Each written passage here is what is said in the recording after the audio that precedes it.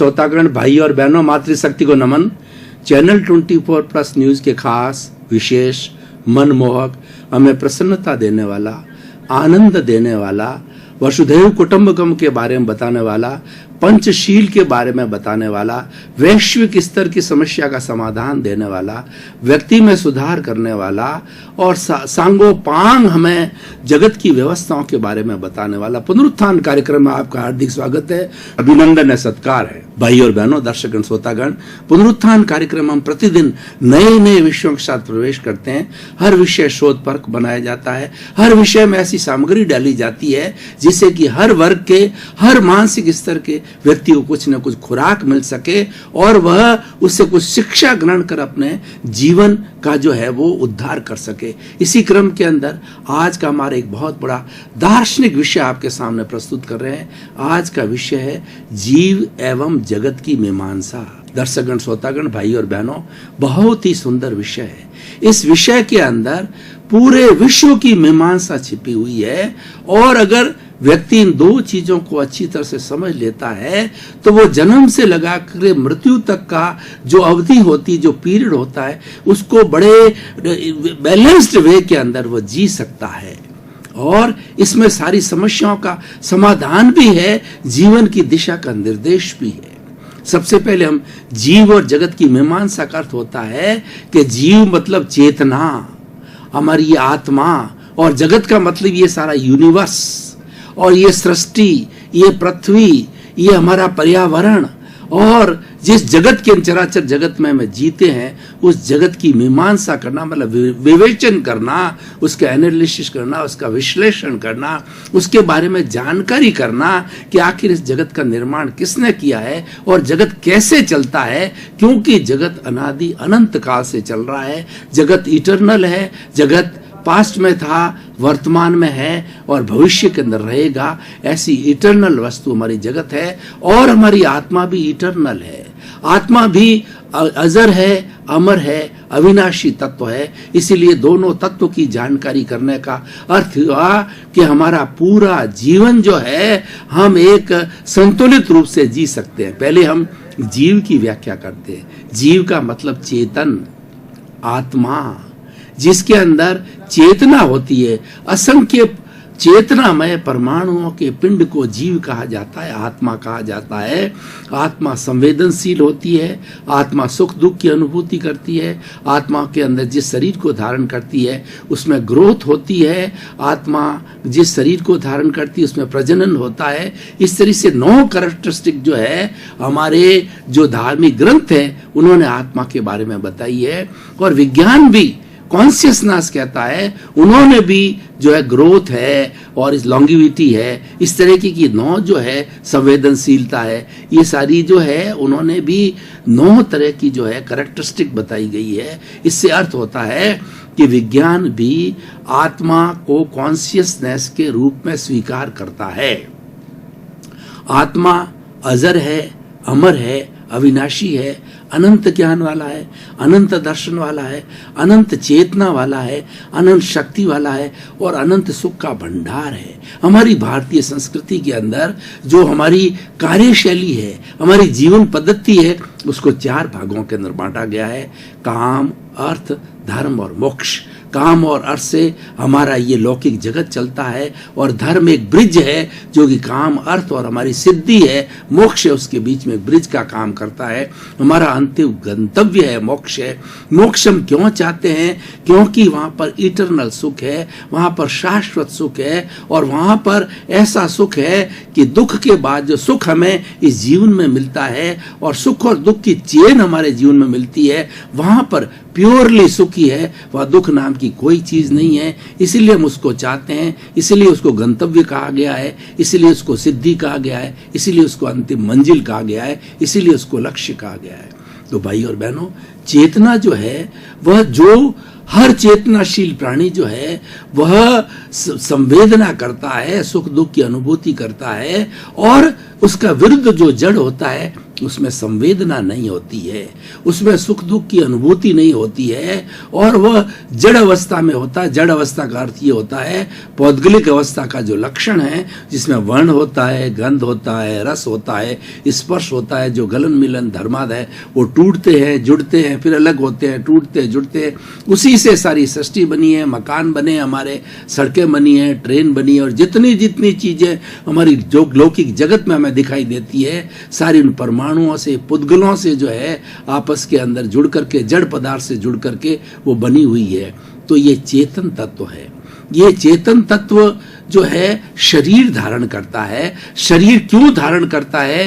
क्योंकि इस चेतन तत्व के साथ में अनादि अनंत काल से हमारे कर्मों का चिट्ठा, जिसको हम कार्मण शरीर कहते हैं, लिंग शरीर कहते हैं, कॉजल बॉडी, अलग अलग धर्म दर्शनों में अलग अलग नाम दिए गए हैं, वो हमारी आत्मा के साथ जन्म जन्मांतर से जुड़ा हुआ है, और उसी के अनुरूप ही ये शरीर धारण किया होता है, और उन कर्मों के अनुरूप ही पूरा जीवन चलता है। दूसरी अगर दृष्टि से हम बात करें तो कर्म ही ईश्वर है, और कर्म के अनुसार ही व्यक्ति को सुख दुख मिलता है। इस दुनिया में ऐसी कोई भी ताकत नहीं है 33 करोड़ देवी देवताओं के अंदर कि वो आपको कोई सुख दे सके या दुख दे सकते। आपको सुख दुख देने वाले आपके जो पास नीड्स हैं, पूर्व जन्म के अंदर जो आप कर्म संचित करके आए हैं, उसके अनुरूप ही जो आपको इस जन्म के अंदर जो है वो कर्म फल मिलता है, और कर्म फल से जो आपको कर्म परिणाम मिलता है, और कर्म परिणाम है वो आपके अंदर जो है सुख दुख की अनुभूति पैदा करता है। तो ये सारा आत्मा की साक्षी से होता है। और ये देखिए जो हमारा आत्मा के अंदर कितनी एक रूपता है, वननेस है, कि इस 84 लाख जीवा योनि जो उत्पत्ति स्थान है, और वो आत्मा की संख्या है तो अनंत है, वो जीवित प्राणी तो अनंत है, असंख्य है, लेकिन उत्पत्ति स्थान जो है वह जो है वो 84 लाख जीवा योनियां मानी गई है, और उन 84 लाख जीवा योनियों में ही व्यक्ति उत्पन्न होता है, और अपने जो कर्मों का भोग करता है, और उसके अनुरूप ही सारा कार्य चलता है। तो ये उस हमारा कॉजल बॉडी है, उसके कारण चलता है। उस कॉजल बॉडी को अलग कर दिया जाता है तो सिद्धि प्राप्त होती है, और कॉजल बॉडी जब अलग होती है तो शुद्ध परमाणुओं के रूप में, तत्व के रूप में हमारी पुनः जो है इस यूनिवर्स के अंदर, इस सृष्टि के अंदर वो चले जाते हैं। और जब कभी मन वचन काया किसी भी व्यक्ति का पुनः उसका जो संचय करती है, उसको आकर्षित करती है, जैसे कि मैग्नेट लोहे को आकर्षित करता है, तो वो जो शुद्ध तत्व रूप के अंदर परमाणु है, वो भीतर जो हमारा कषाय है उसके अनुरूप ही जैसी हम भावना करते हैं वो कोटेड हो जाता है। कोटेड होकर के पुनः हमारा जो बैलेंस भीतर जो कषाय है, राग द्वेष है, और जिसको क्रोध मान माया लोभ कहते हैं, वो है, उसके साथ में जुड़ जाता है, और ये साइकिल चलती रहती है, और हम जन्म जन्मांतर तक जो है वो सुख दुख की अनुभूति करते हैं, और योनियों के अंदर जन्म लेते रहते हैं, और सुख दुख हमारा चक्र चलता रहता है। तो ये सब चेतना के बारे में है। अब हम क्या करते हैं कि हम जगत की व्याख्या करते हैं कि ये आखिर जो ये सारी सृष्टि चलती है, यूनिवर्स चलता है, ये कौन चलाता है, कैसे बना हुआ है, इसके बारे के अंदर अलग अलग दर्शनों की अलग अलग अवधारणाएं हैं। कुछ लोग मानते हैं कि ये सारी सृष्टि जो है ईश्वर चलाता है, ईश्वर कृत है, और वो ईश्वर ही इसका संचालन करता है। ईश्वर की आज्ञा के बिना इस सृष्टि में पत्ता भी नहीं हिलता है। परंतु हम दूसरी दृष्टि से देखें कि किसी व्यक्ति के अगर जो अच्छे कर्म होते हैं उसको अच्छे रिजल्ट मिलते हैं, बुरे कर्म होते हैं बुरे रिजल्ट मिलते हैं, परंतु ईश्वर जो है वह तो जो ऐसी एक महान शक्ति, ऐसा दयालु या करुणाशील है कि वो किसी को बुरा परिणाम क्यों देगा, किसी को दुख क्यों देगा, क्योंकि दुख देने की जो है ईश्वर के अंदर कोई तरह की जो है वो लक्षण नहीं है। तो इससे ये जाहिर नहीं होता है कि ईश्वर कृत है ये हमारी सृष्टि। हमारी सृष्टि को हम देखें तो ये सृष्टि जो है वास्तव के अंदर छह तत्वों का समवाय है, और ये 6 तत्व जहाँ होते हैं उसको लोक कहते हैं, उसको यूनिवर्स कहते हैं, सृष्टि कहते हैं, पर्यावरण कहते हैं, कॉस्मॉस कहते हैं। वो 6 तत्व कौन कौन से हैं वो हमें समझना है। और जहाँ पर ये 6 तत्व नहीं है, वहाँ पर यूनिवर्स नहीं है, वहाँ जगत नहीं है, वहाँ आलोक है। आलोक के अंदर एक ही तत्व होता है, स्पेस, आकाश, उसके अलावा 5 तत्व नहीं होते हैं। तो इसीलिए 2 बाउंड्री बन गई, एक लोक और आलोक। लोक के अंदर ये पांचों ही, ये जो है वो हमारा जड़ और चेतन, ये दोनों मूवमेंट करते हैं, मिलते हैं, अलग होते हैं और वो जीवन यापन करते हैं। कैसे कि जो आत्मा चेतन तत्व है ये जड़ रूपी शरीर को धारण करती है, तो ये शरीर भी मिश्र हो जाता है, ये भी चेतन हो जाता है। मैं बोल रहा हूं तो ये शरीर कैसे बोल रहा है? क्योंकि इसके भीतर विराजमान शुद्ध आत्मा भगवान जो आत्मा है, जो जीव है, जो चेतन है, उसकी साक्षी से बोल रहा है, उसकी विटनेस से बोल रहा है, उसकी प्रेजेंस से बोल रहा है। और जब आत्मा इस शरीर को छोड़ देती है तो ये आत्मा मृतवत, ये जो शरीर जो है वो एक डेड बॉडी हो जाता है, उसको जला दिया जाता है और वो राख बन जाती है। उसको जब जीवित प्राणी को कोई नहीं जला सकता क्योंकि उसके अंदर आत्मा की प्रेजेंस है, इसलिए मूल्य है वो चेतन तत्व का है, आत्म तत्व का है। और आत्म तत्व की मौजूद से ये शरीर रूपी जड़ तत्व है, ये मिश्र बन जाता है। तो भाई और बहनों, दर्शक एवं श्रोतागण, सबसे पहला जो तत्व है वो चेतन तत्व है, जिसको कि हम सोल कहते हैं। और दूसरा तत्व जड़ है, ये शरीर जड़ है। और जैसा मैंने बताया कि आत्मा की प्रेजेंस से जो है ये मिश्रवत हो जाता है, चेतनवत हो जाता है। इंद्रियां भी काम करने लगती है, एक एक कोशिका काम करने लग जाती, शरीर का अंग अंग काम करने लग जाता, शरीर का हर सिस्टम काम करने लग जाता। और आत्मा नहीं है तो डेड बॉडी हो जाती है। तो अब देखिए कि दो तरह से तत्व हो गया, एक तो हमारा चेतन तत्व जिसकी हमने पूरा परिभाषा की, दूसरा जड़ तत्व उसकी भी हम परिभाषा कर चुके हैं। ये दो तत्व है। अब हम तीसरे तत्व की ओर चलते हैं कि ये दोनों आपस में मिलते जुलते हैं, मोशन करते हैं या कोई भी एक्टिविटी करते हैं। तो कौन से ऐसे तत्व हैं जो कि संपूर्ण जगत के अंदर विद्यमान है, जिससे जगत बना हुआ है और वो जगत का निर्माण वो तत्व करते हैं, वो कौन कौन से तत्व है? तो तीसरा तत्व है हमारा गति सहायक, जिसको हम कहते हैं मोशन। कैसे? जैसे मैं ये हाथ हिला रहा हूं, ट्रेन को हिलना है, बाइसिकल को हिलना है, बाइसिकल को जाना है, व्यक्ति को दौड़ना है। कोई भी तरह का जो है, चाहे जड़ को या चेतन को या मिश्र को जो है, वो कोई भी मोशन करना होता है तो मोशन करने में पूरे जगत के अंदर जो है ये हमारा गति सहायक तत्व मौजूद होता है। ये जो 6 तत्व है इसमें से चेतन तत्व चेतना वाला है, बाकी पांचों तत्व है वो अमूर्त तो है ही है, लेकिन साथ साथ में वो जड़ तत्व है, उनमें चेतना नहीं है। तो हमारा गति सहायक तत्व है, ये अमूर्त तत्व है और ये जड़ तत्व है। और संपूर्ण जगत में जगत का एक कोई भी ऐसा बिंदु, एक ऐसा कोई पॉइंट नहीं है जहां पर कि ये गति सहायक तत्व, मोशन तत्व जिसको हम कहते हैं, ये मौजूद नहीं हो। मोशन के द्वारा जो है हमारा हमें गति मिलती है, जड़ को भी गति मिलती है और साथ साथ में हमारा जो मिश्र जो है ये चेतन है उसको भी गति मिलती है।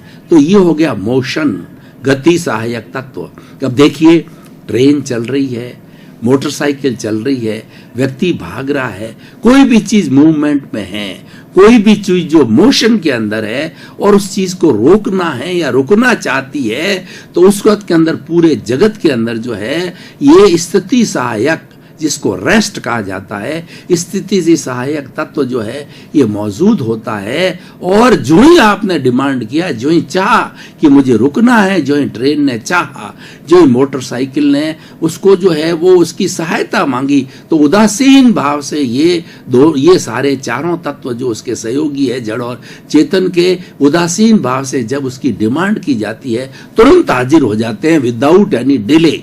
और उस व्यक्ति को हम रेस्ट की बात कर रहे थे, वो मोशन वाला व्यक्ति तुरंत रेस्ट में आ जाता है। ट्रेन के जो है ब्रेक लगता है, ट्रेन रुक जाती है, और कार के जो है ब्रेक लगता है, कार रुक जाती है। दौड़ता मनुष्य जो है रेस्ट की अवस्था के अंदर खड़ा हो जाता है। तो ये सारा हमारा रेस्ट तत्व हो गया। अब हमारा 5वां तत्व है टाइम।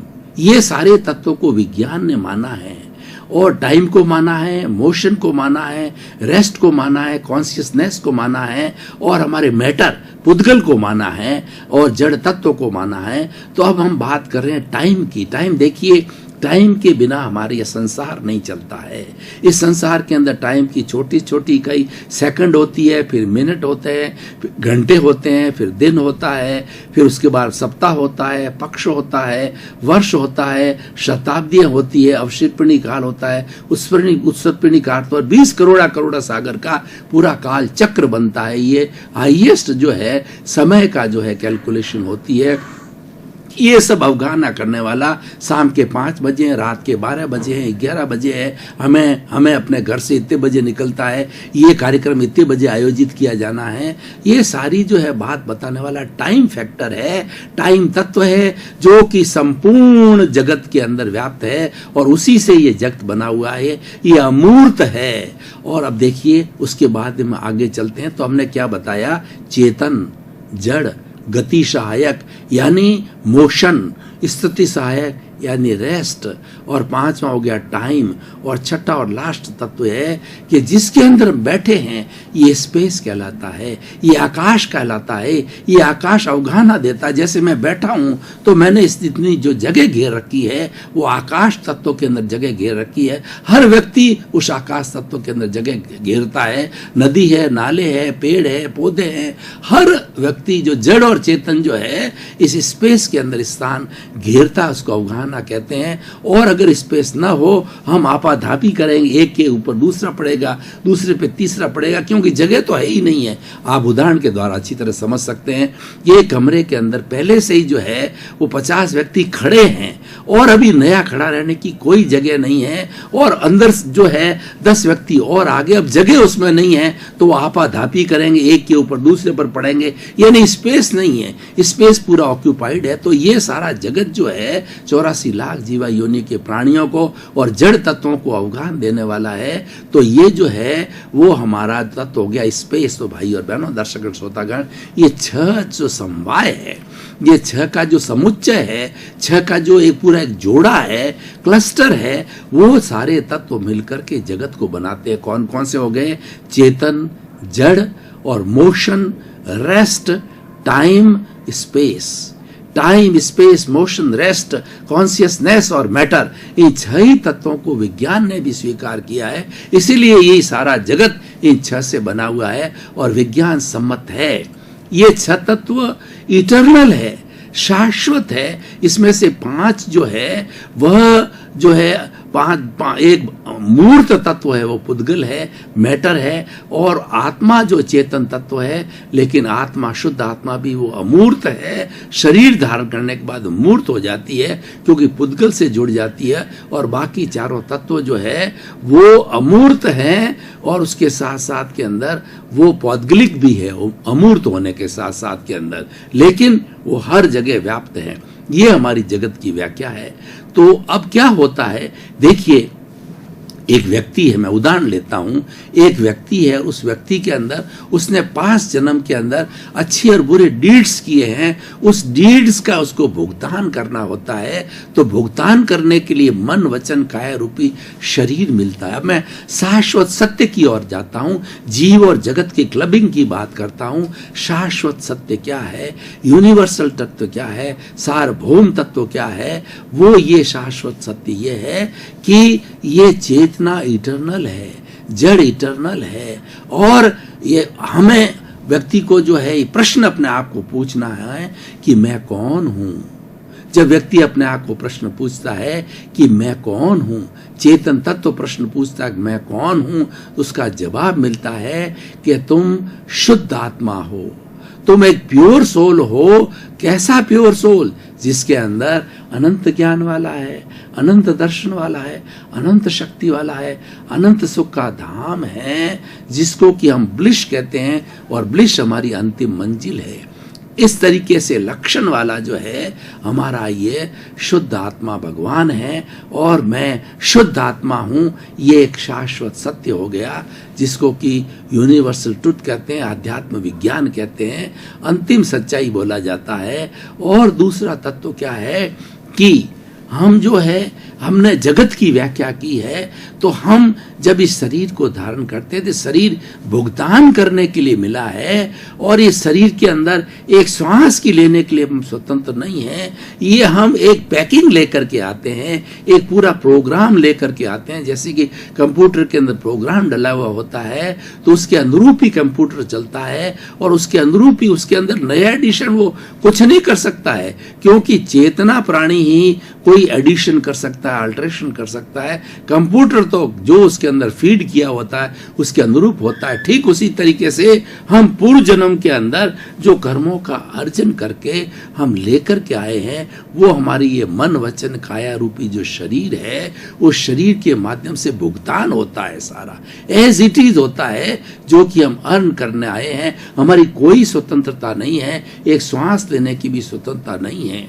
तो प्रश्न ये उठता है कि हमें जब स्वतंत्रता नहीं है तो हम इतनी जीवन भर भागा दौड़ करते हैं, जीवन भर प्लानिंग करते हैं, पुरुषार्थ की बात करते हैं, तो ये आखिर पुरुषार्थ क्या है? देखिए, पुरुषार्थ है जागृति। जो आप लेकर के आओ, वो एक व्यक्ति नहीं, संपूर्ण 84 लाख जीवा योनि के सभी प्राणी इसी नियम से चलते हैं। इसीलिए ये आर्ट ऑफ द विजन है, ये आध्यात्म विज्ञान है, और ये सार्वभौम सत्य है। दर्शकगण, श्रोतागण, भाई और बहनों, आपका बहुत बहुत धन्यवाद। आप पुनरुत्थान कार्यक्रम को बराबर देख रहे हो, देखते रहिए। पुनरुत्थान कार्यक्रम में आपको सनातन सत्य मिलेगा, आध्यात्म और विज्ञान मिलेगा। आपको ऐसी दिशा मिलेगी कि आप अपना संपूर्ण जीवन उसके अनुरूप जो है जीना संतुर रूप से कर सकते हो। और हमारा उद्देश्य भी है सर्वे भवन्तु सुखिनः सर्वे भवन्तु निरामया। आपका जीवन आनंदमय हो, मंगलमय हो, सुखमय हो, और आप संपूर्ण सताई होकर के अपने परिवार के साथ के अंदर और इस समाज के अंदर परोपकार करके अपना जीवन यापन करें। आपके प्रति मंगल।